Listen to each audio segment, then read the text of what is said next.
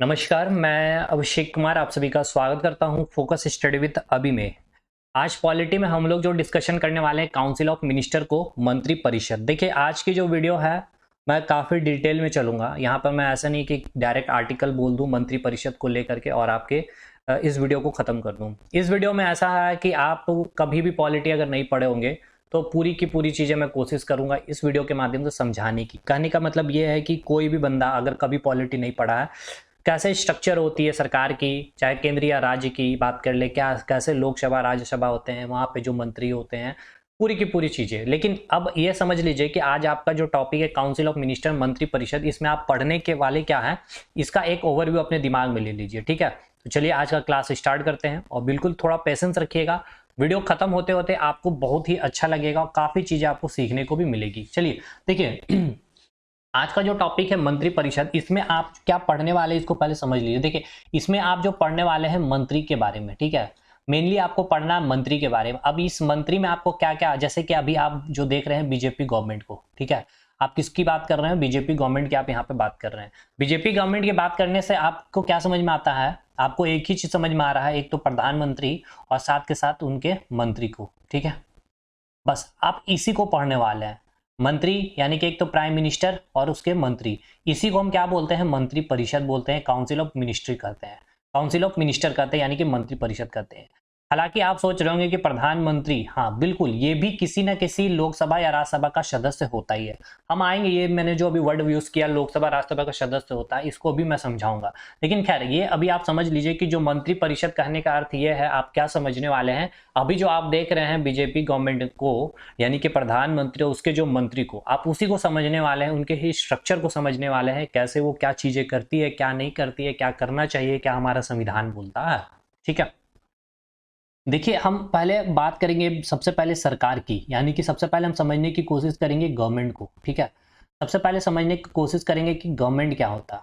देखिए अगर हम अपने भारत की बात करें तो हमारा भारत, ठीक है, यहाँ पे 3 टायर गवर्नमेंट है। ठीक है, 3 टायर गवर्नमेंट की एक सिस्टम है, जिसके हम एक को कहते हैं यूनियन गवर्नमेंट, ठीक है, एक को कहेंगे यूनियन गवर्नमेंट, दूसरा आपका कहलाएगा स्टेट गवर्नमेंट। ठीक है, दूसरा आपका क्या कहलाएगा, स्टेट गवर्नमेंट, और तीसरा जो आपको कहलाता है वो लोकल गवर्नमेंट का।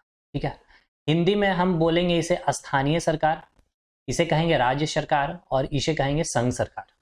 ये जो काम करती है आपकी सेंट्रल लेवल पे काम करती है। ठीक है, सेंट्रल लेवल पे ये आपकी काम करती है, ये आपकी काम करती है, स्टेट लेवल पे काम करती है, और ये आपकी डिस्ट्रिक्ट लेवल पे काम करती है। अब समझिएगा, ये जो यूनियन गवर्नमेंट है, यानी कि ये जो संघ सरकार है, ये इंडिपेंडेंट होकर के काम करती है। ना तो केंद्र सरकार, ना तो राज्य सरकार इसके काम में दखल अंदाजी करेगी, ना ही स्थानीय सरकार दखल अंदाजी करेगी। उसी प्रकार राज्य सरकार भी इंडिपेंडेंट होकर के काम करती है। कोई भी केंद्र सरकार आकर के इनके कार्यों के ऊपर या फिर कार्यों के बीच में आकर कोई दखल अंदाजी नहीं करती। लेकिन यही जो आपके स्थानीय सरकार है, ये जो काम करती है राज्य सरकार के अंदर काम करती है। तो अब एक चीज आप समझिएगा, लेकिन आपने कभी भी किताबें पढ़ी होंगी तो आपने एक लाइन जरूर पढ़ा होगा, सेंट्रल बाइज्ड कॉन्स्टिट्यूशन है। ठीक है, मतलब भारत का जो संविधान है, ठीक है, सेंट्रल बाइज्ड है वो। ये क्यों है इसको भी समझ लीजिए। मतलब इसका मतलब क्या है कि हमारा संविधान का जो झुकाव है वो केंद्र सरकार की ओर है। ये बिल्कुल सही बात है। कभी भी अगर ऐसी बातें हो जाए, ठीक है, कि उस समय केंद्र सरकार और राज्य सरकार के बीच में डिसीजन की लेने की जब बात आएगी तो पूरा का पूरा डिसीजन पावर जो अधिक दिया जाता है वो यूनियन गवर्नमेंट को दिया जाता है। इसीलिए हम कहते हैं कि हमारा जो संविधान है सेंट्रल बाइज्ड कॉन्स्टिट्यूशन है। ठीक है, अब देखिए हमने तो समझ लिया कितने टाइप के गवर्नमेंट होती है। अब हम समझते हैं कि सरकार जो आपने देखा, यूनियन गवर्नमेंट, स्टेट गवर्नमेंट और लोकल गवर्नमेंट। ठीक, इस लोकल गवर्नमेंट को आप अब बस यहीं तक रखेंगे, इसको अभी अब आपको इसका काम नहीं है, क्योंकि लोकल गवर्नमेंट एक अलग सा ही टॉपिक हम लेकर के चलेंगे बाद में। अब देखिए गवर्नमेंट के कुछ अंग होते हैं, जैसे आपके भी अंग है, हाथ पैर हैं, ठीक है, नाक कान है, उसी प्रकार गवर्नमेंट के भी अंग होते हैं। गवर्नमेंट के 3 अंग हैं, पहले तो 3 पार्ट हैं। ठीक है, 3 पार्ट हैं। गवर्नमेंट के कितने पार्ट होते हैं, 3 पार्ट होते हैं। एक तो आपका सबसे पहले आप इसको बोलेंगे लेजिस्लेटिव। ठीक है, क्या बोलेंगे, लेजिस्लेटिव। दूसरा आप इसे हिंदी में कहते हैं विधायिका, दूसरा आप इसे बोलेंगे एग्जीक्यूटिव, दूसरा आप क्या बोलोगे, एग्जीक्यूटिव, जिसे आप बोलोगे कार्यपालिका, और तीसरा जो होता है आपका जुडिशियरी। ठीक है, तीसरा क्या होता है आपका जुडिशियरी यानी कि न्यायपालिका। अब ये होता क्या, इस अंग का काम क्या? अब आपका हाथ है तो आप हाथ से क्या काम करते हैं, पैर है तो पैर से क्या काम करते हैं, मुंह है तो मुंह से क्या काम करते हैं। उसी प्रकार सरकार तो आपने देख लिया, तीन तरह के सरकार है, यूनियन, स्टेट और लोकल, यानी कि एक आदमी है, एक औरत है और एक बच्चे हैं, ठीक है, इस तरह से समझिएगा। तो आदमी हो गया आपका यूनियन गवर्नमेंट, ठीक है, ये हो गया आपका मेल हो गया, ठीक है, और ये हो गया आपका फीमेल, और ये हो गया आपका एक बच्चा यानी कि चिल्ड्रन। तो भाई अंग तो सबके समान ही होंगे, ठीक है, और इसको तो हम अलग रखें, अभी पढ़ना ही नहीं है सभी। तो सेम ये गवर्नमेंट, केवल मैंने जो बात बोली है ध्यान से सुनिएगा, ये गवर्नमेंट में जो मैंने बोला इसके तीन पार्ट होते हैं, यानी कि यूनियन गवर्नमेंट के भी और स्टेट गवर्नमेंट के भी, ठीक है, स्टेट गवर्नमेंट के भी क्या होंगे, तीन अंग होंगे। क्या क्या होंगे, एक लेजिस्लेटिव होगी, एक एग्जीक्यूटिव होगी और एक जुडिशरी होगी। उसी प्रकार इसके भी क्या होंगे, एक स्टेट, इसको बोलेंगे आप स्टेट लेजिस्लेटिव, इसे क्या बोलोगे स्टेट एग्जीक्यूटिव, और इसे क्या बोलोगे आप स्टेट जुडिशरी, यानी कि राज्य न्यायपालिका, राज्य कार्यपालिका और राज्य विधायिका, ठीक है। इसे आप क्या बोलोगे, केंद्रीय विधायिका, केंद्र कार्यपालिका, केंद्र न्यायपालिका, ठीक है सर। अब जो है आप ये सोचिए कि ये तो आपको यहाँ पर ये चीज क्लियर हो गया ना, ठीक है, इससे अभी रहने देते, इसे हटाते नहीं है।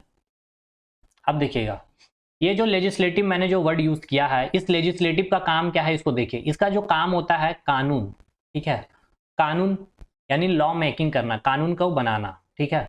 दूसरा एग्जीक्यूटिव का काम क्या है, कार्यपालिका, हिंदी में ही आप समझ रहे हैं, कार्यपालिका मतलब कार्य का पालन कराना, यानी कि ये जो लॉ आपने बनाया है इसको क्या करना, इंप्लीमेंट करवाना, ठीक है, लागू करवाना, इंप्लीमेंट करवाना।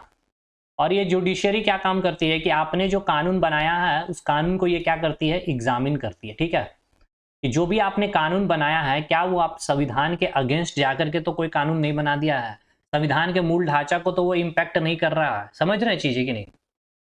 तीन चीजें मैंने देखा, सबसे पहले मैंने देखा तीन सरकार, फिर हमने देखे सरकार के तीन अंग, लेजिस्लेटिव, एग्जीक्यूटिव, जुडिशरी। सरकार केंद्र में भी है और राज्य में भी है, तो केंद्र में भी तीन अंग है, राज्य में भी तीन अंग है, लेजिस्लेटिव, एग्जीक्यूटिव, जुडिशरी। लेजिस्लेटिव का काम क्या है, कानून बनाना, कार्यपालिका का काम क्या है, कानून को इंप्लीमेंट करना, और जुडिशरी का काम क्या है कि सरकार ने जो भी कानून को बनाया है क्या वो कानून जनता के हित यानी कि वो संविधान को बिना हार्म किए, ठीक है, विदाउट, बिना बेसिक स्ट्रक्चर को इम्पैक्ट किए हुए बनाया गया, वो क्या कानून है या नहीं है, ठीक है। अब देखिए ये जो लेजिस्लेटिव जो और ये जो एग्जीक्यूटिव है ये दोनों आपस में कोऑर्डिनेट होकर के काम करती है, ठीक है।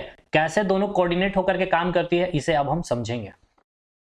देखिए अब मैं लेता हूं सबसे पहले यूनियन गवर्नमेंट को, ठीक है, यानी कि केंद्र सरकार को हम ले रहे हैं। अभी तक आपको आई होप चीजें समझ में आ गई होगी कि मैं जो आपको बताना चाह रहा था, यूनियन गवर्नमेंट, ठीक है। यूनियन गवर्नमेंट की जब हम बात करेंगे तो आपको क्या समझना चाहिए, एक तो आपका क्या होगा, यू से यूनियन, एल से लेजिस्लेटिव, ठीक है, फिर एक इसका अंग क्या होगा, यूनियन एग्जीक्यूटिव, और एक क्या होगा आपका यूनियन जुडिशरी। अच्छा, ये जो आपका जुडिशरी जो होता है ये क्या होता है, इंडिपेंडेंट। मतलब देखिए हमने तो आपको बताया था कि जब इंडियन जो सोर्सेस हमने देखे थे, कॉन्स्टिट्यूशन हमने किस किस कंट्री से ली है, तो हमने बात की थी भारत की जो जुडिशरी है, जो न्यायपालिका है, कैसी वो स्वतंत्र न्यायपालिका है, वो ना तो एग्जीक्यूटिव के ऊपर डिपेंड करती है ना ही लेजिस्लेटिव के ऊपर डिपेंड करती है, वो किसी के साथ कोऑर्डिनेट होकर के काम नहीं करती है। ये क्या करती है, ये बिल्कुल इंडिपेंडेंट होकर के काम करती है, ठीक है। इस चीज को भी ध्यान रखें और मुझे कमेंट करके ये बताइए कि हमारा जो इंडिपेंडेंट जुडिशियरी जो सिस्टम है ये हमने किस कंट्री से लिया है। सेम इसी प्रकार से होगा आपका, केंद्र की भी जो जुडिशरी होगी और जो राज्य की भी जो जुडिशरी वो क्या होगी, इंडिपेंडेंट होगी, और ये जो लेजिस्लेटिव और एग्जीक्यूटिव होगी केंद्र की, ये दोनों आपस में कोऑर्डिनेट होकर के काम करेगी। चीजें आपको समझ में आ रही होगी। अभी हमने लिया है यूनियन गवर्नमेंट को, इसी प्रकार हम स्टेट गवर्नमेंट की भी बात कर रहे होंगे। देखिए यूनियन लेजिस्लेटिव का काम क्या था, मैं तुरंत यहाँ पे लिख दूं, लॉ, यानी लॉ मेकिंग करना, कानून बनाना। अच्छा ये कानून बनाएगा कौन, ठीक है, ये कानून बनाएगा कौन, तो इससे पहले आप समझिए कि ये कानून बनेगा कहां पर। तो ये जो आपका कानून बनेगा कहां बनेगा, सदन में बनेगा, ठीक है, हाउस में बनेगा। अब हम देख रहे हैं यूनियन की बात कर रहे हैं, संघ सरकार, तो ये सदन जो होगी यूनियन गवर्नमेंट की क्या क्या होती है, सदन, दो सदन होती है, एक होती है लोकसभा और एक होती है आपकी राज्यसभा, ठीक है, ठीक है सर, लोकसभा और एक होती है आपकी राज्यसभा, ठीक है सर। अब यहां पर अगर हम बात कर लें, इसे मैं थोड़ा सा हटा दूं अगर, चलिए अब आपको समझ में आ रही होगी चीजें। ये आपकी क्या हो गई, लोकसभा और राज्यसभा। यहां पे आपकी क्या हो गई, कानून बन गई है। लोकसभा और राज्यसभा सदन में क्या हुआ, बिल लाया गया कि कृषि अधिनियम हमें क्या करना है, कृषि में क्या करना है, कृषि के रिगार्डिंग कोई कानून बनानी है। तो हमने बिल को कहाँ रखा, लोकसभा में रखा, फिर राज्यसभा में गया बिल। दोनों सदनों से अगर मतलब सहमति मिल जाती है सारे मंत्रियों की, तो फिर जाकर के वो प्रेसिडेंट पे जाएगी, प्रेसिडेंट उस पर सिग्नेचर करेगा, फिर वो जाकर के क्या बनेगा, आपका कानून बन जाएगा। अब आइए यूनियन एग्जीक्यूटिव के पास। ये यूनियन एग्जीक्यूटिव क्या है, इसको आप समझिए। यूनियन एग्जीक्यूटिव यानी कार्यपालिका, यानी क्या करता है, ये आपका कानून को लागू करवाता है, इंप्लीमेंट करवाता है। तो यूनियन एग्जीक्यूटिव में आपका जो आएगा, देखिए यूनियन एग्जीक्यूटिव में जो आपके आएंगे, प्रेसिडेंट आएंगे, ठीक है, प्रेसिडेंट आएंगे। अच्छा एक चीज मैं मिस्टेक कर गया यहाँ पे, देखिए यहाँ पर मैं मिस्टेक कर गया, इसको मैं नोट डाउन आपको करवा ही दूं। चलिए देखिए मैंने क्या बोला, लेजिस्लेटिव का काम क्या है, कानून बनाना।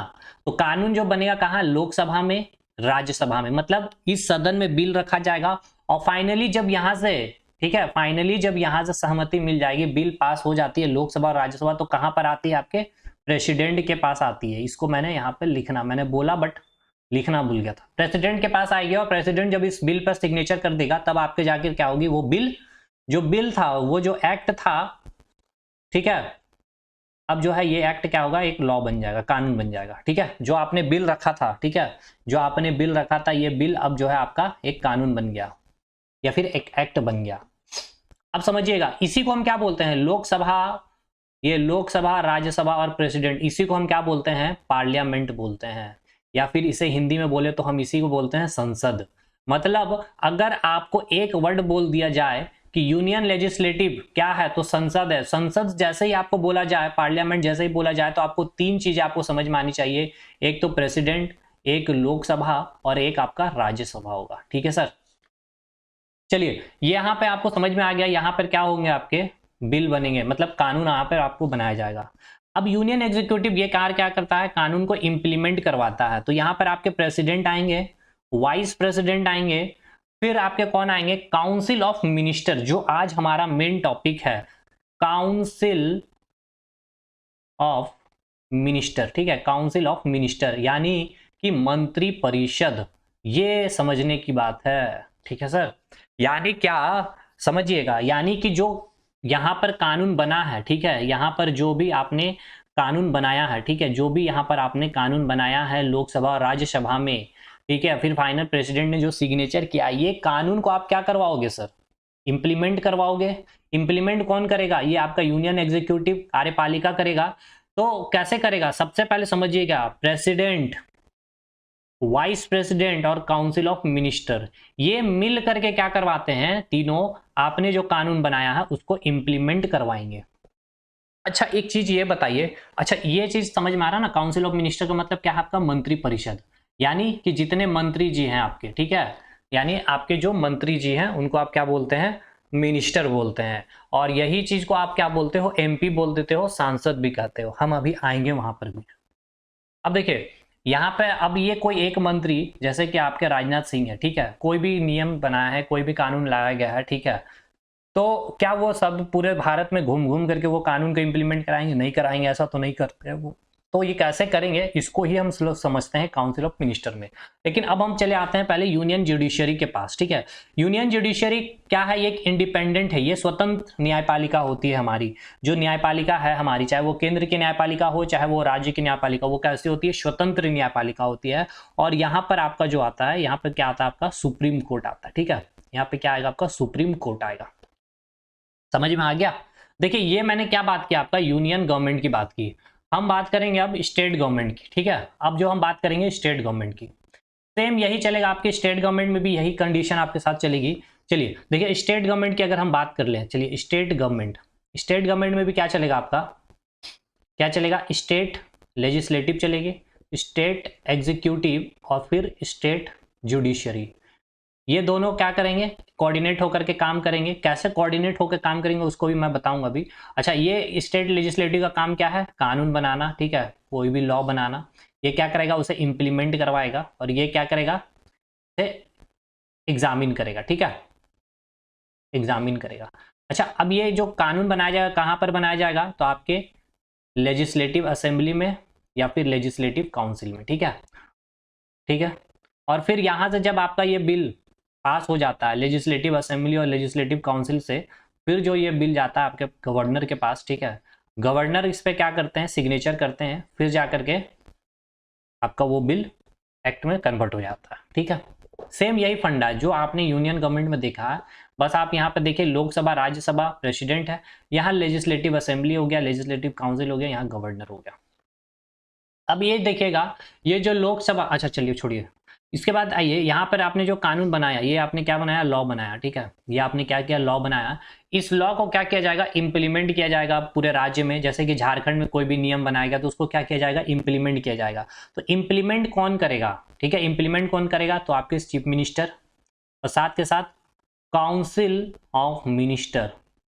और ये काउंसिल ऑफ मिनिस्टर कैसे, कहाँ के, काउंसिल ऑफ मिनिस्टर कहाँ के, स्टेट के, ठीक है, स्टेट काउंसिल ऑफ मिनिस्टर होंगे ये, ठीक है, ये राज्य के मंत्री परिषद होंगे, और ये सेंट्रल के हैं, यानी कि केंद्र मंत्री परिषद है ये, ठीक है, सेंट्रल काउंसिल ऑफ मिनिस्टर है ये, और ये स्टेट काउंसिल ऑफ मिनिस्टर होंगे। अच्छा, यहाँ पे जो आपके जो स्टेट जुडिशरी न्यायपालिका जो है वो कैसे है, वो इंडिपेंडेंट है, क्योंकि हमारी जो भी न्यायपालिका वो क्या है, इंडिपेंडेंट है। तो ये जो एग्जामिन कौन करेंगे, तो वो होगा आपका हाई कोर्ट, ठीक है। अच्छा, अब आइएगा यहाँ पर एक इंपॉर्टेंट चीज़ यहाँ पर मैं आपको बताऊंगा, ध्यान से सुनिएगा इसको, ठीक है सर। देखिए, ये मैंने आपको बोला कि ये दोनों क्या करते हैं, आपस में कोऑर्डिनेट होकर के काम करती है, ठीक है, ये दोनों आपस में क्या करते हैं, आपस में कोऑर्डिनेट होकर के काम करती है। अब ये कोऑर्डिनेट होकर के कैसे काम करेगी, आप इसको देखिएगा। देखिए, ये मैंने बोला लोकसभा, ठीक है, मैंने बोला लोकसभा, मैंने क्या बोला आपको, लोकसभा, ठीक है, मैंने क्या बोला आपको, लोकसभा, और यहाँ मैंने एक और क्या बताया आपको, राज्यसभा, ठीक है, लोकसभा और राज्यसभा, ये देखिए लोकसभा और ये आपका राज्यसभा। अच्छा, ये बताइए यहाँ पर आपका क्या हो रहा था, कानून बन रहा था, इस लोकसभा और इस राज्यसभा में बैठता कौन है, तो मंत्री बैठते हैं, यानी कि ये काउंसिल ऑफ मिनिस्टर, ठीक है, काउंसिल ऑफ मिनिस्टर, यही मंत्री तो बैठते हैं आपके कहाँ पर, लोकसभा में और राज्यसभा में। इसलिए मैंने कहा ये दोनों आपस में कोऑर्डिनेट होकर के काम करते हैं, क्योंकि यही यानी कि यही जो एग्जीक्यूटिव थे, यही जो है आपके यहाँ पर बैठे, ठीक है, बिल को पास कराया गया, और फिर यही क्या करेंगे, बिल जो पास कराने के बाद जब कानून बन गया तो उसको इम्प्लीमेंट कराया जाएगा। समझ में आया। तो ये जो लोकसभा के जो सदस्य होते हैं वो कौन होते हैं, यही मिनिस्ट्री होते हैं, यही मिनिस्टर होते हैं, और इसे हम क्या बोलते हैं, एमपी बोलते हैं। इसे क्या बोलते हैं, हम एमपी बोलते हैं, और हिंदी में हम इसे क्या बोलते हैं, सांसद बोलते हैं, ठीक है, इसे ही हम क्या बोलते हैं, सांसद बोलते हैं। समझ में आया सर। अब आइए राज्य में, आपको समझ में आ गया हो कैसे कोऑर्डिनेट होकर के काम किया इन्होंने। देखिए, यहाँ पे भी सेम वही फंडा चला, यहाँ पर आपके विधानसभा और विधान परिषद, यानी कि लेजिस्लेटिव असेंबली और लेजिस्लेटिव काउंसिल में क्या किया गया, यहाँ पर आपका कानून बनाया गया, ठीक है। अब यहाँ पे कानून किसने बनाया, मंत्री नहीं तो बनाया, राज्य के जो मंत्री थे, ठीक है, जितने राज्य के मंत्री थे यही तो यहाँ पर बैठे हैं, यहाँ पर बैठे और यहाँ पर बैठ करके क्या किए, कानून को बनवाए। इसलिए ये दोनों आपस में कोऑर्डिनेट होकर के बोला गया था, मैंने आपको बोला था ये दोनों जो है लेजिस्लेटिव और एग्जीक्यूटिव, यानी विधायिका और कार्यपालिका, दोनों एक दूसरे के समन्वय होकर के या फिर कोऑर्डिनेशन में ये दोनों होकर के काम को करते हैं, ठीक है सर। तो ये जो विधानसभा के जो मंत्री होंगे, ठीक, या फिर उसके जो सदस्य होते हैं उसको हम बोलते हैं एमएलए, और इसे हम कहते हैं एमएलसी, ठीक है सर। ये चीजें क्लियर हो गई आपको। अच्छा, एक चीज ये मुझे बताइए, ये आप जो देख रहे हैं, जो कानून जो बना है यहाँ पर, ठीक है, ये जो आपने कानून बनाया है, ठीक है, ये जो आपने कानून बनाया है, इस कानून को इम्प्लीमेंट कौन कराएगा, ये आपके एमपी करवाएंगे, ठीक है, ये एमपी करवाएंगे, ये संसद सांसद, यानी कि ये काउंसिल ऑफ मिनिस्टर कराएंगे, ठीक है। अब मैं आपको एक एग्जांपल देता हूँ, सेम इसी तरह राज्य में भी यही सोचना है आपको कि ये जो इन्होंने लॉ बनाया है इसको इम्प्लीमेंट कौन कराएंगे, काउंसिल ऑफ मिनिस्टर करवाएंगे। अब मैं आपको एक एग्जांपल देता हूँ कि एक बिल बनाया गया, ठीक है, एक बिल लाया गया था, ठीक, केंद्र सरकार ने एक बिल लाया है कि जो है अभी जैसे आपके मार्च मंथ चल रही है, ठीक है, कि अगले मंथ से, ठीक है, यानी अप्रैल मंथ से एक बिल लाया गया था, ऐसा बिल लाया गया कि अप्रैल मंथ से शाम 6 बजे के बाद से, ठीक है, शाम 6 बजे के बाद से शाम 6 बजे के बाद से, ठीक है, शाम 6 बजे के बाद से 5 लोगों की ग्रुप नहीं बन सकती। अगर बनी तो उसके ऊपर कानूनी कार्रवाई की जाएगी, ठीक है। ये बिल लाया गया और ये केंद्र सरकार ने ये बिल लाया था, ठीक है। किसने लाया था? सेंट्रल ने, ठीक है, केंद्र सरकार ने लाया थी ये बिल को। तो ये बिल लाया गया। अच्छा, ये बिल कहाँ लाया जाएगा? तो मुझे ये बताइए कहाँ लाया जाएगा। पहले इसको कानून बनाना होगा, तो ये क्या कहाँ लाया जाएगा? विधायिका में, यानी कि लेजिस्लेटिव में, यानी सदन में, लोकसभा में और राज्यसभा में, ठीक है। अब लोकसभा से और राज्यसभा से ये बिल क्या हो गया? पारित हो गया, ठीक है। और उसके बाद ये पारित होने के बाद कहाँ आ गया? प्रेसिडेंट के पास ये बिल आया और फिर बिल को क्या करेगा? प्रेसिडेंट सिग्नेचर करेगा, ठीक है। और जैसे ही इसने सिग्नेचर कर दिया, अब ये बिल क्या हो गया? आपका एक्ट बन गया, ठीक है। अब ये बिल क्या बन गया? आपका एक्ट बन गया, कानून बन गया कि अब भाई भारत के कोई भी जनता शाम 6 बजे के बाद 5 लोगों के ग्रुप में घूम नहीं सकती है। ये तो कानून बन गया भाई, बन गया। सरकार ने इंफॉर्मेशन दे दी है, ठीक है। सूचना मंत्रालय ने, उन्होंने एक ट्वीट भी कर दिया, सारी गाइडलाइन यहाँ पे जारी कर दी है। अब आते हैं एग्जीक्यूटिव का काम, देखते हैं कैसे करेगी ये काम। ये एक लॉ एंड ऑर्डर का एक नियम था। तो ये सबसे जो सरकार ने ये जो एक्ट बनाया है, इस एक्ट को भेजेगी। देखिए, पहले ये समझिए कि बहुत सारे मंत्रालय होते हैं, जैसे कि डिफेंस मिनिस्ट्री होते हैं, ठीक है, रक्षा मंत्रालय होते हैं, फिर होम मिनिस्ट्री होते हैं, गृह मंत्रालय होते हैं, फिर आपके एजुकेशन मिनिस्ट्री होते हैं, यानी कि शिक्षा मंत्रालय होते हैं, फिर आपके स्पोर्ट्स से यानी कि खेल मंत्रालय होते हैं, सूचना मंत्रालय होते हैं, ठीक है। इस तरह के, मतलब कि जो भी अगर डिफेंस से रिलेटेड कोई काम होगी तो डिफेंस मिनिस्ट्री करवाएंगे सारे चीज़ों को। होम मिनिस्ट्री अगर लॉ एंड ऑर्डर से रिलेटेड, शिक्षा जगत से, खेल जगत से, सूचना जगत से कोई भी चीज़ होंगे तो इसके ऊपर जो रिस्पॉन्सिबिलिटी इनके ऊपर होंगे और इनके एक हेड होंगे, ठीक है, जिसको हम बोलेंगे कैबिनेट मिनिस्टर, ठीक है। उसको हम क्या बोलेंगे? Cabinet minister. तो हम उस पर आएंगे अभी, कैबिनेट मिनिस्टर पर, ठीक है। चलिए, अभी हम देखें कि यहाँ पर एक्ट बन गया आपका, ये जो है आपका ये एक्ट बन गया। अब कार्यपालिका क्या करेगी? एग्जीक्यूटिव क्या करेगी? अब इसे इंप्लीमेंट करवाएगी एक्ट को। अब क्या करवाएगी? इंप्लीमेंट करवाएगी। तो ये लॉ एंड ऑर्डर का एक कानून था, ठीक है, लॉ एंड ऑर्डर का एक कानून था ये भाई। लॉ एंड ऑर्डर को, यानी कि लॉ एंड ऑर्डर मेंटेन करवाना है, ठीक है। तो ये कहाँ जाएगा लॉ एंड ऑर्डर मेंटेन कराना? तो होम मिनिस्ट्री के पास, ठीक है। होम मिनिस्ट्री यानी कि गृह मंत्रालय के पास चला गया आपका, क्या चला गया? ये एक्ट चला गया, ठीक है। पूरी की पूरी डॉक्यूमेंट आ गई है। अब ये होम मिनिस्ट्री क्या करेंगे? देखिए, होम मिनिस्ट्री क्या करते हैं ना, होम मिनिस्ट्री, अब ये देखिए, देखिए ये एक बड़ा मंत्रालय है, लॉ एंड ऑर्डर मेंटेन कराना पूरे देश में कोई छोटी बात तो होती नहीं है।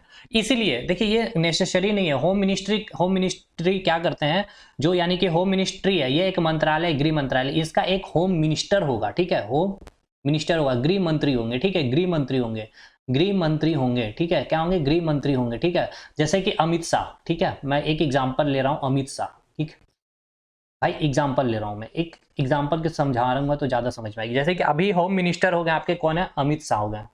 होम मिनिस्टर कौन है अभी? अमित शाह मिनिस्टर, ठीक है। होम मिनिस्टर कौन है? अमित शाह।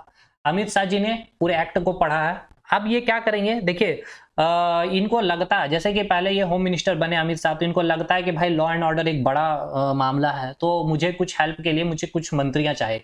तो इनके पास ऐसा प्रावधान होता है कि ये अपने, इनके ऊपर डिपेंड करता है, ये चाहे तो अपने अंदर में स्टेट मिनिस्टर को रख सकते हैं, ठीक है, और या फिर स्टेट मिनिस्टर के साथ साथ इंडिपेंडेंट स्टेट मिनिस्टर भी रख सकते हैं, जिसको हम कहते हैं राज्य मंत्री, और इसे हम कहते हैं स्वतंत्र राज्य, ठीक है। इसे हम कहेंगे स्वतंत्र, इसे हम क्या कहेंगे? स्वतंत्र प्रभार राज्य मंत्री, स्वतंत्र प्रभार राज्य मंत्री, ठीक है सर। चीजें समझ में आई कि नहीं आई? ये नेसेसरी नहीं है। अब ये डिपेंड करता है अमित शाह के ऊपर, ये या तो 2 भी रख सकते हैं स्टेट मिनिस्टर, या 3 भी रख सकते हैं, या 10 भी रख सकते हैं, या फिर 1 भी नहीं रख सकते। उसी प्रकार इंडिपेंडेंट स्टेट मिनिस्टर भी है, चाहे तो 1 रखें, या 2 रखें, या 3 रखें, या 1 भी नहीं रखें। अब ये डिपेंड करता है इनके ऊपर। अब ये अगर इनको लगेगा कि नहीं, मैं इन सारे कार्यों को अकेले नहीं संभाल पाऊंगा, तो मुझे मिनिस्टर की जरूरत है, तो स्टेट मिनिस्टर वो अपने अंडर रख सकते हैं, इंडिपेंडेंट स्टेट मिनिस्टर भी रख सकते हैं। तो जितने बड़े बड़े मंत्रालय, जैसे डिफेंस सेक्टर में बात करें, डिफेंस मिनिस्ट्री भी चाहे तो वो रख सकते हैं अपने अंदर स्टेट मिनिस्ट्री को, मिनिस्टर को, इंडिपेंडेंट स्टेट मिनिस्टर को, ठीक है। तो चलिए, हमने मान लिया कि होम मिनिस्टर ने ये एक्ट को पूरा पढ़ लिया। अब इन्होंने आदेश दिया है सर, ठीक है। अब इसे तो भाई लॉ एंड ऑर्डर को मेंटेन कराना है, इस एक्ट को पास कराया गया, तो अब इस एक्ट को क्या करना है? पूरे भारत में इंप्लीमेंट भी करना है, तो होम मिनिस्टर अमित शाह क्या करेंगे, आदेश देंगे सबसे पहले, ठीक है। ये आदेश किसको देंगे, डीजीपी को देंगे, ठीक है। किसको देंगे, सबसे पहले ये डीजीपी को ये आदेश दिए हैं। किसको आदेश देंगे, डीजीपी को देंगे आदेश। डीजीपी के बाद डीजीपी वो एक्ट को, ये डीजीपी होता कौन है, स्टेट का हेड होता है सर, ठीक है। अब सारे स्टेट के डीजीपी को होम मिनिस्टर क्या किए, अमित शाह ने क्या कर दिए हैं, एक्ट के बारे में सूचना दे दी है कि ये एक्ट है, ये चीजें इंप्लीमेंट करवानी है। सारे स्टेट के डीजीपी के पास चला गया है ये नोटिस। फिर ये अब डीजीपी क्या करेगा, इस अपना ये अब आदेश किसको देगा, एडीजीपी को, ठीक है। एडीजीपी को आदेश देगा कि आप भाई आप इसे इंप्लीमेंट करवाओ, ठीक है। एडीजीपी भी अब इस क्या करेगा, अपना एक ये आदेश जारी करेगा, अपना एक फरमान जारी करेगा। अब ऐसा नहीं कि ये बैठ गया भाई, ये भी कार्य कर रहा है, मॉनिटरिंग करेगा कि क्या चीजें चल रही है कि नहीं चल रही है, जो भी एक्ट मैंने जो भी इंफॉर्मेशन जो भी आदेश दिया। अब ये एडीजीपी क्या करेगा, आईजी को आदेश देगा, ठीक है। इस एक्ट के बारे में बताएगा, सारी बातें इंप्लीमेंट करवानी। अब ये पूरे राज्य में चलेगी ये, ठीक है, पूरे राज्य में चलेगा, क्योंकि ये सेंट्रल की मैं बातें कर रहा हूँ, मैं राज्य की नहीं बातें कर रहा हूँ, ठीक है। अब इसी प्रकार आईजी क्या करेगा, डीआईजी के पास आदेश देगा, ठीक है। डीआईजी को आदेश देगा भाई, डीआईजी के पास जाएगा, ठीक है। आईजी समझ रहे हैं ना, पूरे जोन का हेड होगा, ये मंडल का हेड हो जाएगा आपका, ठीक है, जोन का हेड हो जाएगा और ये मंडल का हेड हो जाएगा। फिर डीआईजी क्या करेगा, एसएसपी को आदेश देगा। अब ये एसएसपी क्या करेगा, एसपी को आदेश देगा भाई, मतलब सारी बातें बताएगा कि आपको ऐसे से करना है। अब ये एसपी क्या करेगा, डीएसपी को देगा आदेश। अब ये डीएसपी क्या करेगा, इंस्पेक्टर को बोलेगा ना जी, इंस्पेक्टर को बोलेगा। अब ये इंस्पेक्टर क्या करेगा, एसआई को बताएगा, सॉरी एएसआई को बताएगा। फिर एएसआई क्या करेगा, एसआई को देगा। एसआई फिर क्या करेगा, सॉरी एसआई फिर एएसआई को देगा, ठीक है ना। उसके बाद जो सिपाही है, पुलिस है, हेड कांस्टेबल, कांस्टेबल। इस प्रकार से पूरा का पूरा देखिए ढांचा जो हायरार्की मैंने समझाया, ठीक है। इस तरह से सारी की सारी चीजें, कोई भी लॉ एंड ऑर्डर मेंटेन कराना, तो ये एक सिस्टम से सारी चीजें चलेगी। तो इस तरह से ये जो आपका जो लॉ बनाया गया था, ये लॉ कौन सा लॉ, ये जो लॉ आपने बनाया था, इसको इंप्लीमेंट कराने का आपने देखा कैसे एक स्ट्रक्चर था। इसी प्रकार ये अगर कोई राज्य सरकार कोई इंप्लीमेंट करेगी तो वो उसका राज्य में भी अपना एक होम मिनिस्टर होगा, ठीक है, होम मिनिस्ट्री होगा। वो अगर चाहे तो स्टेट मिनिस्टर रख सकता है या इंडिपेंडेंट स्टेट मिनिस्टर रख सकता है या नहीं भी रख सकता है। इट्स टोटली डिपेंड्स ऑन, उनके ऊपर डिपेंड करता है, होम मिनिस्टर के ऊपर डिपेंड करता है। और ये भी एक चीज जान लीजिए कि इसके ऊपर भी मैं आपको बता दूं कि चलिए यहां तक आपको चीजें क्लियर है कि नहीं। मैं आपको एक बात और बताना चाहता हूं, ये बातें कि ये जो मैं देख रहा था अभी, हमारा जो मेन टॉपिक है काउंसिल ऑफ मिनिस्टर यानी कि मंत्री।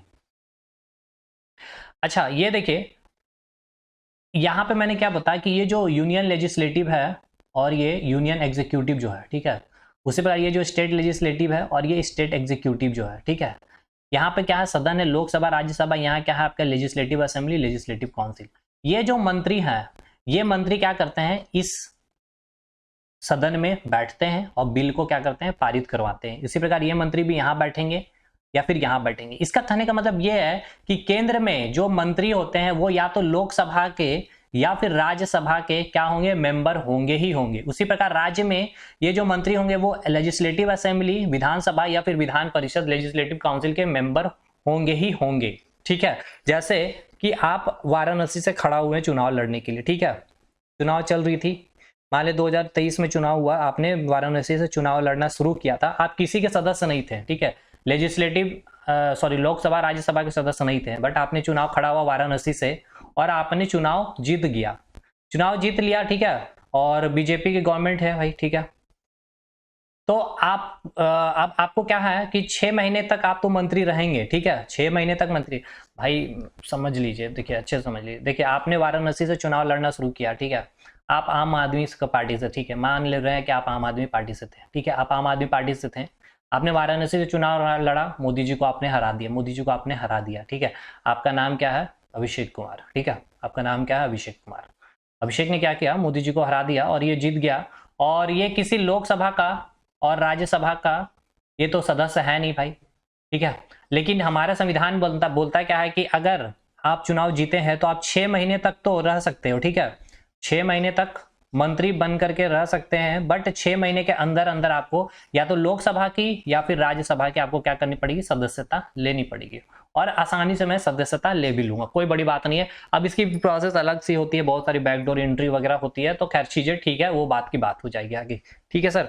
तो ये बात आपको समझ में आ गई कि जो काउंसिल ऑफ मिनिस्टर है, जो आज हम लोग पढ़ने वाले हैं काउंसिल ऑफ मिनिस्टर को, वो कहीं ना कहीं जा करके अगर हम देखें तो लोकसभा की या फिर राज्यसभा की क्या होते हैं, वो मेंबर होते हैं। स्टेट में लेजिस्लेटिव असेंबली या फिर लेजिस्लेटिव काउंसिल के क्या होते हैं, वो सदस्य होते ही होते हैं। समझ में आ गई होगी, आई होप आपको समझ में आ गई होगी। अच्छा, यहाँ पर मैंने आपको क्या बताया, पार्लियामेंट बताया, पार्लियामेंट भी आपको मैंने बता दिया। पार्लियामेंट से क्या समझ में आ रहा, संसद। अच्छा चलिए मैं फिर से पार्लियामेंट को और थोड़ा सा अच्छे से बता दूं। देखिए पार्लियामेंट यानी पार्लियामेंट, आप वर्ड सुनते ही आपके दिमाग में क्या चलना चाहिए, पार्लियामेंट आपने जैसे सुना यानी पार्लियामेंट के 3 अंग है, मैंने आपको अभी बताए थे, ठीक है। 3 अंग क्या क्या मैंने बताया, एक तो आपको मैंने बताया प्रेसिडेंट, ठीक है, एक को मैंने आपने क्या बताया, प्रेसिडेंट बताया, एक एक मैंने क्या बताया, लोकसभा, और एक मैंने क्या बताया, राज्यसभा, ठीक है। ठीक है सर, यहाँ ये आपका क्या हो गया, ये आपका ये पार्लियामेंट, लेजिस्लेटिव विधायिका, लेजिस्लेटिव विधायिका। कोई भी एक्ट, कोई भी कानून बनाया जाएगा तो सबसे पहले लोकसभा में बिल रखा जाएगा या फिर राज्यसभा में रखा जाएगा। जब यहाँ से पारित हो जाएगा, बहुमत यहाँ से मेजोरिटी से बिल पास होगा, तब प्रेसिडेंट यहाँ पे जाकर के सिग्नेचर करेंगे, तब जाकर वो लॉ बनेगा। फिर वो आपके एग्जीक्यूटिव के पास आएंगे, कार्यपालिका उसे क्या करेगा, उसके कानून को इंप्लीमेंट करवाएगा, ठीक है। कार्यपालिका क्या करती है, आपको कानून को इंप्लीमेंट करवाती है। और फिर फाइनली जुडिशरी का काम क्या है, उसको एग्जामिन करना, ठीक है, उस कानून को, जो भी कानून बनाएगा। तो समझ में आया, ढांचा समझ में आया कि नहीं आया, ये चीज मुझे बताइए, ठीक है। अब ये भी समझ में आ गया कि जो कार्यपालिका है, ठीक है, यानी कि जो एग्जीक्यूटिव है आपके, ठीक है, यानी जो आपके एग्जीक्यूटिव थी, ठीक है, जो आपके एग्जीक्यूटिव थे और जो आपके लेजिस्लेटिव, ये दोनों आपस में क्या होते हैं, कोऑर्डिनेट होकर के काम करते हैं। क्योंकि ये जो एग्जीक्यूटिव, जो मंत्री है, ये लेजिस्लेटिव सदन के किसी ना किसी सदन के क्या होंगे, मंत्री होंगे ही होंगे। उसी प्रकार स्टेट में भी आपको मैंने बता दिया। और जो हमारी न्यायपालिका, वो क्या होती है, इंडिपेंडेंट न्यायपालिका होती है, ठीक है। और 6 महीना के अंदर अगर आप किसी भी सदस्य, लोकसभा या राज्यसभा, सेंटर में लेजिस्लेटिव असेंबली या लेजिस्लेटिव काउंसिल, अगर आप स्टेट में अगर किसी के भी अगर आप सदस्य नहीं है, तो आपको क्या करनी पड़ेगी, सदस्यता लेनी पड़ेगी। कितने अंदर, 6 मंथ के अंदर अंदर ही आपको चीजें आपको क्लियर हो गई। और अगर आप 6 मंथ के अंदर सदस्यता नहीं ले पाए, तो फिर आपको क्या करनी पड़ेगी, वो मंत्री पोस्ट, आपको जो मंत्री दी, जो जिस भी आपने वाराणसी क्षेत्र से आपने जो अपने मंत्री खड़े हुए थे आपकी, वो पद आपसे छीन ली जाएगी, ठीक है सर। अब चलते हैं हम आज के मेन टॉपिक में, और जो जो अब आर्टिकल हमें पढ़ना, काउंसिल ऑफ मिनिस्टर, अब आपको समझ में आ गया ना, क्या क्या करना है, क्या नहीं करना है, कैसे चीजें क्या क्या होती है, अब आपको ये तो समझ में आ गई होगी। काउंसिल ऑफ मिनिस्टर, देखिए हमने यहाँ पर क्या क्या बातें की, अब इसको हम एक बार देख लेते हैं। सरकार जो होती है 3 तरह की होती है, एक होती है आपकी यूनियन गवर्नमेंट, और एक होती है आपकी स्टेट गवर्नमेंट, और एक होती है लोकल गवर्नमेंट। ये सेंट्रल लेवल पे काम करती है, ये स्टेट लेवल पे काम करती है, ये आपके डिस्ट्रिक्ट लेवल पे काम करती है। सेंट्रल लेवल पे काम करती है, ये दोनों क्या होती है, इंडिपेंडेंट होकर के काम करती है। और ये जो होते हैं आपके स्टेट गवर्नमेंट के अंदर काम करती है, डिस्ट्रिक्ट लेवल, ठीक है, ये क्या करता है, आपके डिस्ट्रिक्ट लेवल पे काम करती है, सॉरी ये स्टेट गवर्नमेंट के अंदर काम करती है, ठीक है। अब हम आते हैं आगे। सरकार के 3 अंग हमने देखे, सरकार के क्या कहे, हमने 3 अंग देखे। एक तो हमने देखा कार्यपालिका, एग्जीक्यूटिव देखा हमने, एक लेजिस्लेटिव देखा, एक जुडिशरी देखा। ये कैसे होती है, मतलब ये आपकी जो जुडिशरी होती है क्या होती है, आपकी इंडिपेंडेंट होती है, ठीक है। ये क्या होती है, आपकी इंडिपेंडेंट होती है, ये आपकी इंडिपेंडेंट होती है, यानी कि स्वतंत्र न्यायपालिका होती है। कार्यपालिका का कार्य क्या है और विधायिका का कार्य क्या है, मुझे ये बताइए। तो मैंने बड़े अच्छे से बताया आपको कि कार्यपालिका, विधायिका कार्य क्या है। विधायिका का कार्य क्या है, विधायिका का कार्य क्या है, आपका कानून बनाना। और विधायिका में कानून जो बनाया जाएगा लोकसभा और राज्यसभा में, ये सेंट्रल में, और केंद्र में अगर बात कर ले तो लेजिस्लेटिव असेंबली और लेजिस्लेटिव काउंसिल। और यही आपको फिर क्या होगा, यहाँ पे प्रेसिडेंट के पास जाएगा बिल, और स्टेट में है तो फिर ये बिल कहाँ जाएगा, गवर्नर के पास जाएगा, ठीक है सर। नेक्स्ट, अब ये कार्यपालिका क्या करेंगे, यानी कि वो जो मंत्री है वहां पर, ठीक है, एग्जीक्यूटिव में ही क्या था, आपके मंत्री थे, काउंसिल ऑफ मिनिस्टर थे, प्रेसिडेंट थे और vice president. Council of minister ये क्या करेंगे, आपके कानून को लागू करेंगे, कानून को क्या करेंगे, इंप्लीमेंट करेंगे, ठीक है सर। ये तो क्लियर हो गया आपको। नेक्स्ट हमने फिर देखा आपके न्यायपालिका की बात हमने की, supreme court, high court. Central में सुप्रीम कोर्ट, स्टेट में हाई कोर्ट। चलिए अब देखिए यहाँ पे हमने देखा क्या कि यूनियन गवर्नमेंट की हमने यहाँ पे बात की थी, है ना। चलिए देखिए यहाँ हमने क्या बात की, यूनियन गवर्नमेंट की। यूनियन गवर्नमेंट में अच्छा, यूनियन गवर्नमेंट में हमने देखा क्या कि सेम यूनियन एग्जीक्यूटिव होगा, यूनियन लेजिस्लेटिव होगा, यूनियन जुडिशरी होगा, यानी कि एक सुप्रीम कोर्ट होगा जुडिशरी में, पार्लियामेंट होगा, संसद होगा। संसद में 3 पार्ट हमने देखा है, प्रेसिडेंट, लोकसभा, राज्यसभा। और एग्जीक्यूटिव में प्रेसिडेंट, वाइस प्रेसिडेंट, और ये आपका संघ सरकार की मंत्रिपरिषद, यानी कि council of minister of union government, council of minister of union government, ठीक है, council of minister of union government, ठीक है सर।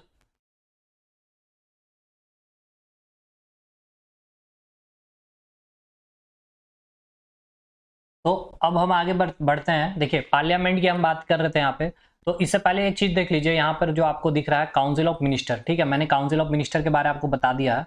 काउंसिल ऑफ मिनिस्टर के बारे में मैंने आपको क्या बताया था कि देखिए काउंसिल ऑफ मिनिस्टर का जो हेड होता है वो कौन होता है, प्राइम मिनिस्टर होता है, और उसके बाद कैबिनेट मिनिस्टर होता है, यानी कि जो जैसे मैंने आपको बताया था होम मिनिस्ट्री, ठीक है, होम मिनिस्ट्री का एक क्या होगा, होम मिनिस्टर होगा, जिसको हम क्या बोलते हैं, कैबिनेट मिनिस्टर बोलते हैं, कैबिनेट मिनिस्टर बोलते हैं। अब ये कैबिनेट मिनिस्टर यानी कि जो आपके अमित शाह थे, वो चाहे तो वो अपने अंदर स्टेट मिनिस्टर को रख सकते हैं, या फिर वो चाहे तो इंडिपेंडेंट स्टेट मिनिस्टर को रख सकते हैं, ठीक है, ये टोटली डिपेंड करेगा किनके ऊपर, अमित शाह के ऊपर में। चीजें समझ में आई कि नहीं आई? और ये काउंसिल ऑफ मिनिस्टर का अगर हेड आपसे पूछ लिया जाए तो वो कौन होगा, आपके प्राइम मिनिस्टर होंगे, ठीक है, काउंसिल ऑफ हेड मिनिस्टर का जो हेड होगा वो कौन होगा, आपके प्राइम मिनिस्टर होंगे। नेक्स्ट अब चलेंगे हम पार्लियामेंट के पास। पार्लियामेंट में हमने देखा क्या होता है, प्रेसिडेंट, लोकसभा, राज्यसभा, इसके जो सदस्य होते हैं उसको एमपी बोलते हैं, ठीक है, सांसद बोलते हैं। अब ये सब बातें हमने देख ली है। अब चलिए पॉइंट अपने मुद्दे पे आते हैं, काउंसिल ऑफ मिनिस्टर के ऊपर, ठीक है। चलिए देखिए यहाँ से बात करेंगे, काफी इंपॉर्टेंट है ये आपका पार्ट। देखिए काउंसिल ऑफ मिनिस्टर, अगर आप यहाँ पर देख रहे हैं मंत्री परिषद, तो अब एक चीज ये बताइए कि अगर बीजेपी गवर्नमेंट है यहाँ पे, ठीक है, तो बीजेपी गवर्नमेंट अब कि अपने अंडर कितने मंत्री रखेंगे, क्योंकि अब ऐसा तो नहीं है कि वो अथा मतलब अपने अकॉर्डिंग कितने भी चाहे मंत्री को अपॉइंट कर दें और अपने साथ में रख के काम करवाएं, क्योंकि देखिए एक मंत्री को सैलरी देनी होती है, आपको पता है क्या सैलरी होती है, कितनी होती है, साथ के साथ उनको क्या करना पड़ता है, बहुत सारे अलाउंसेस देनी पड़ती है, बहुत सारे फैसिलिटी देनी पड़ती है, बहुत सारे जैसे कि हेल्थ सिक्योरिटी उनको हो गया, या फिर हेल्थ फैसिलिटी हो गया, बच्चों को अलग सुविधा उनके देना, उनको रहने की अलग सुविधाएं देना, फिर उनके कार्यकाल खत्म होने के बाद उनको पेंशन की सुविधाएं देना। मतलब अगर इस तरह की चीजें अगर कोई भी मंत्री अपने अंदर रखने लगे, कोई भी सरकार, तो उनका पूरा का पूरा आधा से ज्यादा बजट तो मंत्रियों के खर्च में ही चला जाएगा। तो फिर जनता के कल्याणकारी कार्यों के लिए फिर वो पैसे क्या खर्च करेंगे, कहां से लाएंगे, या फिर जनता का डेवलपमेंट कैसे हो पाएगा। तो इसके लिए हमारा संविधान कुछ बातें करता है, और यहीं से आपके सवाल बनते भी हैं, ठीक है, क्या बातें करता है हम यहाँ पर देखते हैं।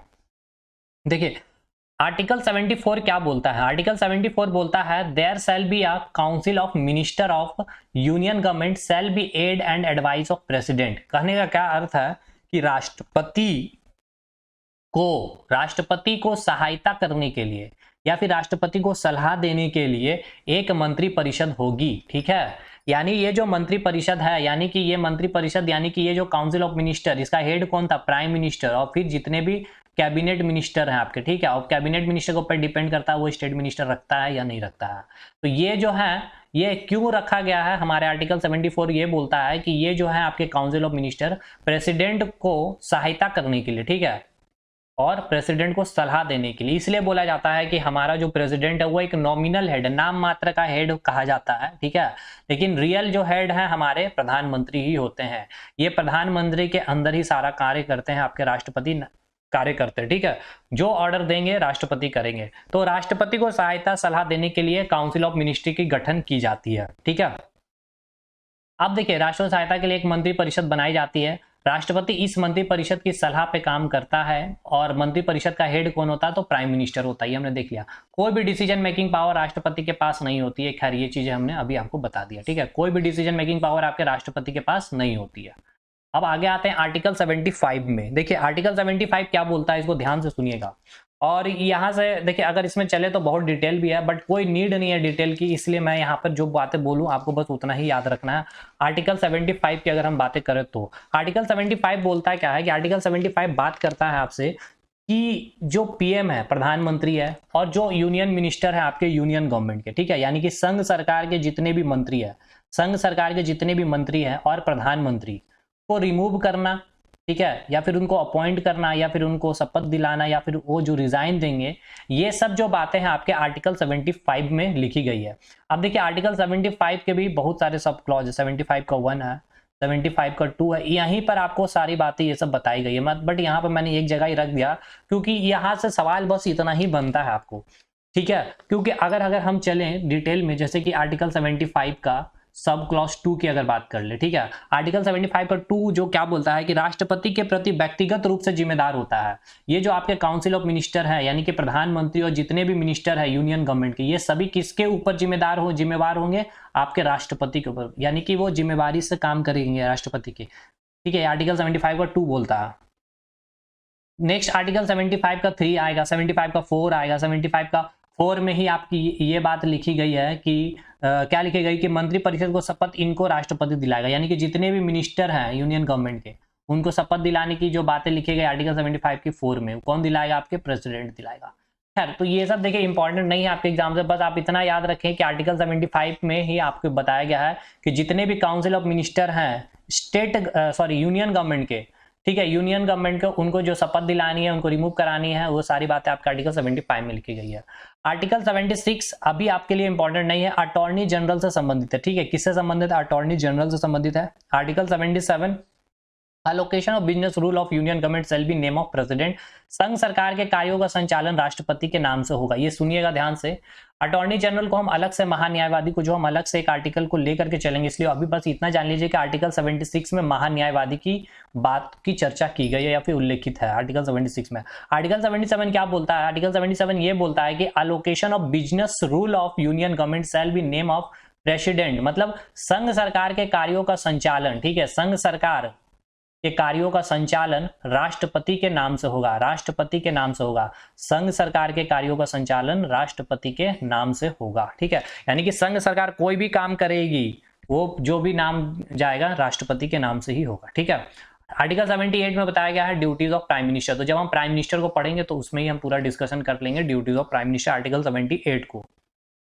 अब आइए council of minister of state government की, ये थी आपकी बातें किसकी? केंद्र सरकार की। अब बात करेंगे राज्य सरकार की, तो ये बोलता है आर्टिकल 163 में, यहाँ 89 जोड़ देंगे, आर्टिकल 74 जो राष्ट्रपति जो आपके यूनियन गवर्नमेंट के थी उसमें 89 जोड़ेंगे तो आपका 163 आ जाएगा। फिर इसमें भी 89 जोड़ेंगे, आपका 75 76 में बोला गया था आपको सीएम को जो भी ओथ दिलाना है, प्रधानमंत्री को, वो था आपका 76 में, उसमें आप 89 जोड़ देंगे तो आपका आ जाएगा 165।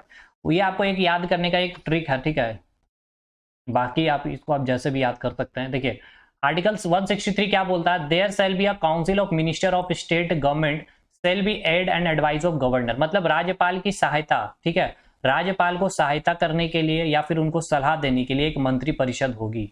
ये आपका आर्टिकल 163 कहता है, आर्टिकल 163 बोलता है। और यही बात आपको आर्टिकल 74 क्या बोला था कि राष्ट्रपति को सलाह या सहायता करने के लिए एक यूनियन काउंसिल ऑफ मिनिस्टर होगा, ठीक है, यूनियन यानी कि council of minister of union government होगी, ठीक है, council of minister of union government होगी। और आर्टिकल 163 क्या बोलता है कि गवर्नमेंट को सहायता करने के लिए या फिर सलाह देने के लिए एक मंत्री परिषद होगी, आर्टिकल 163। आर्टिकल 164 में बताया गया है कि सीएम और जितने भी मिनिस्टर है स्टेट गवर्नमेंट के, ठीक है, यानी कि एमएलए और एमएलसी, उनको रिमूव करना, ओथ कराना या रिजाइन दिलाना पॉइंट आपका आर्टिकल 164 में लिखा गया है, ठीक है। आर्टिकल 165 में एडवोकेट जनरल की बात की गई है, महाधिवक्ता की बात की गई है, इसको अलग से हम देखेंगे। आर्टिकल 166 बोलता है क्या है कि राज्य सरकार कोई भी कार्य करेगा वो राज्यपाल के नाम से ही होगा। सेम यही चीज बात की गई थी आपके राष्ट्रपति की, और उसका आर्टिकल आप क्या करेंगे 89 से जब ऐड करेंगे तो आपका आ जाएगा 166, ठीक है।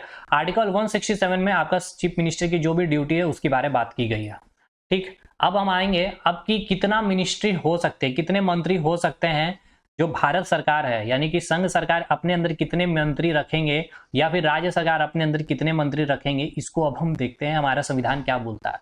तो देखिए there shall be a council of minister of union government, there shall be a council of minister of union government shall be collective responsible to Lok Sabha. मतलब क्या बोल रहा है कि संघ सरकार की जो मंत्री परिषद है, ठीक है, यानी जो भारत सरकार है अभी बीजेपी गवर्नमेंट, उनकी जितने भी मंत्री परिषद है, जितने भी मंत्री है विथ प्राइम मिनिस्टर, वो सामूहिक रूप से उत्तरदायी होंगे किसके प्रति? लोकसभा के प्रति वो क्या होंगे? उत्तरदायी होंगे।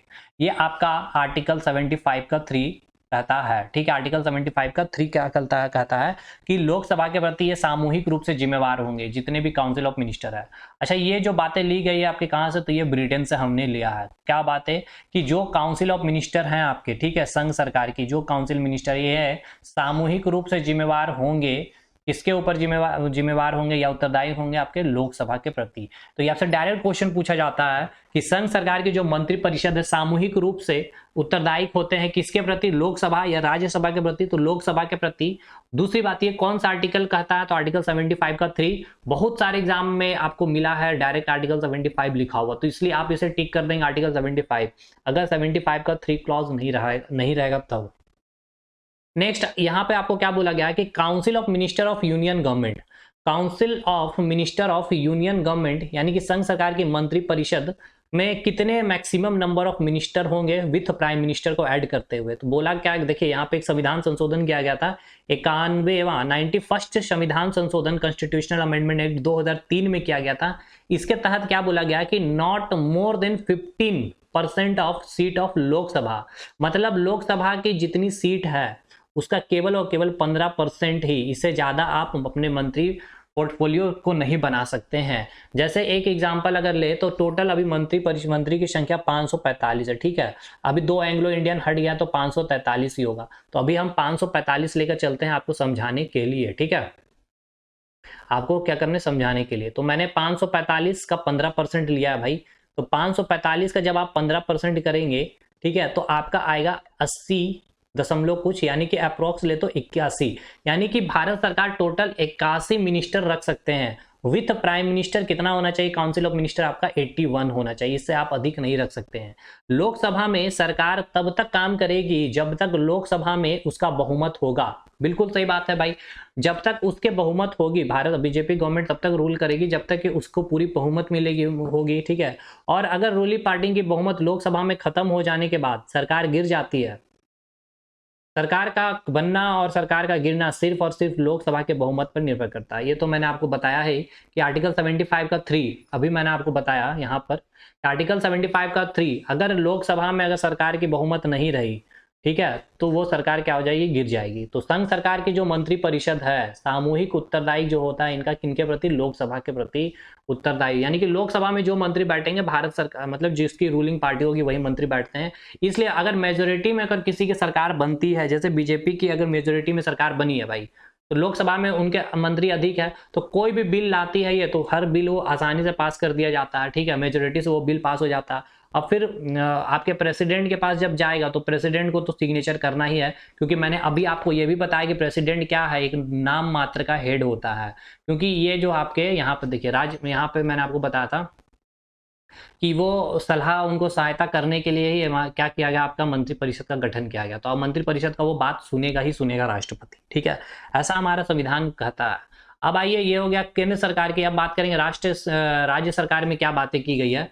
देखिए राज्य सरकार में कितने मंत्री होनी चाहिए। There shall be a council of minister of state government shall be collective responsible to, देखिए ये विधानसभा के ऊपर, देखिए जो काउंसिल ऑफ मिनिस्टर है आपके स्टेट गवर्नमेंट की, ठीक है, council of minister of state government, ये रिस्पॉन्सिबल होंगे किसके ऊपर, उत्तरदायी होंगे, तो लेजिस्लेटिव असेंबली यानी कि विधानसभा के ऊपर ये क्या होंगे, उत्तरदायित्व होंगे। यानी कहने का अर्थ यह है कि केंद्र में हमने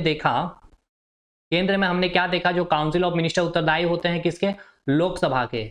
और यही राज्य की अगर हमने बात की, राज्य की जो मंत्री परिषद होगी वो किसके प्रति उत्तरदायित्व होगी, लेजिस्लेटिव असेंबली यानी कि विधानसभा के प्रति उत्तरदायित्व होती है। यानी कि अगर इनका बहुमत लेजिस्लेटिव असेंबली से, विधानसभा से अगर खत्म होता है तो इनकी सरकार गिर जाएगी, ठीक है, क्लियर। और ये आर्टिकल 164 का सब क्लॉज 4 में बताया गया है, ये भी आप याद रखेंगे।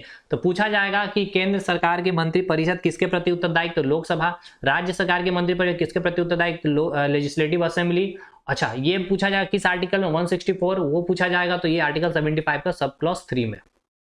Source Britain. अच्छा, कितने मैक्सिमम मिनिस्ट्री हो सकते हैं, नंबर ऑफ मिनिस्टर हो सकते हैं विद सीएम, तो यहाँ पर 91 कॉन्स्टिट्यूशनल अमेंडमेंट 2003 के तहत यहाँ पर क्या बोला गया है कि 15%, ठीक है, सीट ऑफ लेजिस्लेटिव असेंबली। अब एक चीज याद रखें, लेजिस्लेटिव असेंबली जो है हर स्टेट की लेजिस्लेटिव असेंबली की में जो सीटों की संख्या अलग अलग है, जैसे कि यूपी में जाए तो अलग मिलेंगे, हरियाणा में जाए तो अलग मिलेंगे, हिमाचल प्रदेश में जाए तो अलग मिलेंगे, झारखंड में जाए तो अलग मिलेंगे, बिहार में जाए तो अलग मिलेगी, ठीक है। तो वहां पे जितनी सीट होगी उसका 15% वो मंत्री रख सकते हैं। जैसे कि एक एग्जांपल ले ले यहाँ उत्तर प्रदेश की, तो टोटल सीट 403 है तो उसका 15% यानी 60 से 61 मंत्री ही हो सकते हैं। राजस्थान में 200 है तो उसका 15% 30 होता है, तो 30 विथ सीएम को काउंट करके, ठीक है, सीएम सहित मंत्री जो होने चाहिए 30 ही होना चाहिए, ठीक है। कितना सीट अगर है वहां पे 200 है। अब झारखंड में आई तो झारखंड में 80 सीट है, 81 सीट है, तो उसका 30% सॉरी 15% करके निकाल लीजिए। मतलब समझिए इतने ही मंत्री हो सकते, उससे ज़्यादा नहीं हो सकते। अच्छा, कम से कम कितना मंत्री होना चाहिए? तो 12 मंत्री कम से कम होना ही चाहिए। ये देख ले ध्यान से कम 12 मंत्री, 12 मंत्री कम से कम पूछा जाता है, ये भी क्वेश्चन आपसे कि कम से कम कितनी मंत्री होने चाहिए कोई भी राज्य में? तो कम से कम 12 मंत्री होना ही चाहिए, ठीक है। जैसे कि नॉर्थ ईस्ट में अगर जाएँ तो वहाँ पे विधानसभा में सीटों की संख्या बहुत कम है, तो कम से कम 12 मंत्री तो रखा ही जाएगा। मान लीजिए, 1 मिनट यार मेरे, क्या हो गया भाई? 1 minute, 1 minute, 1 minute.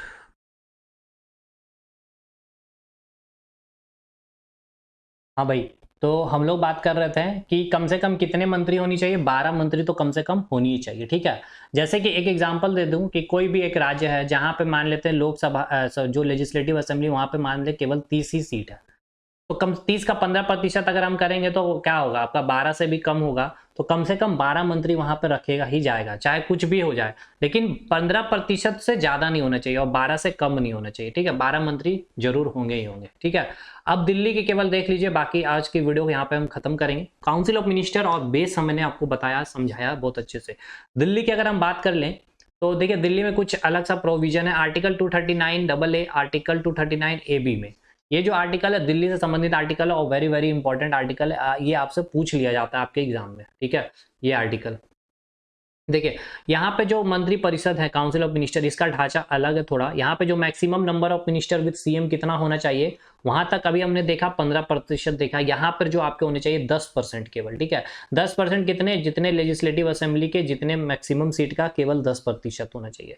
Not more than 10% of seat of legislative assembly, यानी कि विधानसभा, विधानसभा की सीटों का 10% से ज्यादा नहीं होगा। यह आपके आर्टिकल 239 AA में लिखा हुआ, आर्टिकल 239 सब क्लॉज AA में ये बातें लिखी गई। कितनी सीटें होनी चाहिए?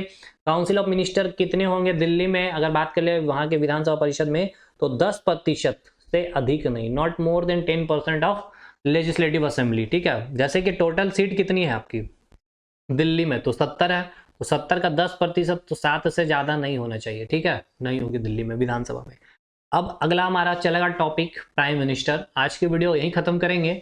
अच्छा, ये बताइएगा कि वीडियो कैसा लगा, चीज़ें समझ में आई नहीं, कुछ इंप्रूवमेंट यहाँ पे चाहिए, कुछ तेजी लानी चाहिए मुझे यहाँ पर, या फिर क्या मतलब क्या भी कुछ सजेशन आप हमें दे सकते हैं? बिल्कुल इस वीडियो में आप कमेंट हमें जरूर करके बताइए। कुछ भी अगर मुझे इम्प्लीमेंट करना चाहिए या फिर कुछ मुझे सुधार करनी चाहिए तो आप मुझे कमेंट करके जरूर बताएंगे, ठीक है। तो चलिए मिलेंगे हम लोग अगले वीडियो में, तब तक के लिए धन्यवाद।